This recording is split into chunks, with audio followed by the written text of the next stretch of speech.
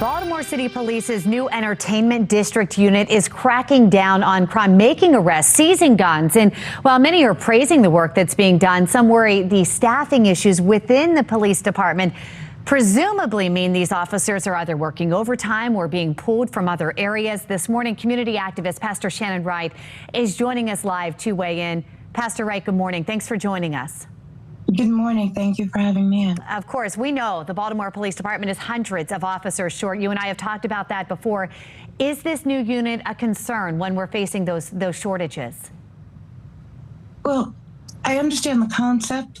In theory, it's a great idea of having officers where tourists and some of the businesses that are the economic engine of the city are. However, now it's like, because we're over 500 officers short in the city, you're playing whack-a-mole.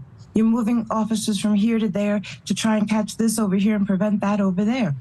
In my opinion, the smart move would be for our leaders to humble themselves, take a step back, and invite resources from Washington to come in and do for us what they've been doing in D.C. And now what would that look like? We've heard Governor Moore, we've heard Mayor Scott say they're not against having federal help in the form of ATF agents, DEA. It's just the National Guard troops that they are against. Would that be enough?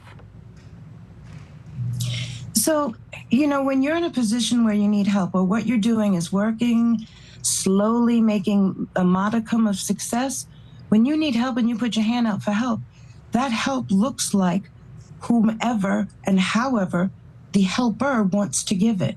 So to say, we need your help, but we only want this, this, this, and this. Now, as a parent, when my children would come to me and say they need help, I'm going to help them the way I feel is best.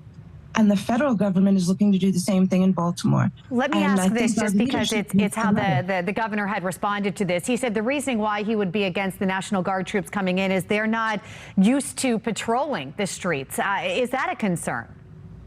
Of course, that's a concern. But they're used to being trained for military duty. Right. So what you do is you plan to use them in areas where they would be helpful, so that you can use the police in areas where they are needed. And when we look at the staffing numbers, in the meantime, while all of this happens, how do you get more officers into Baltimore?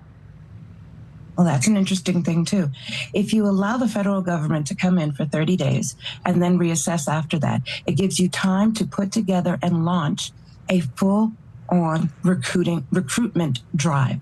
We have to get some officers in and trained and working here in the city.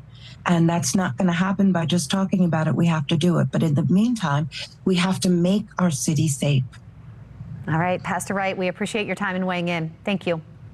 Thank you.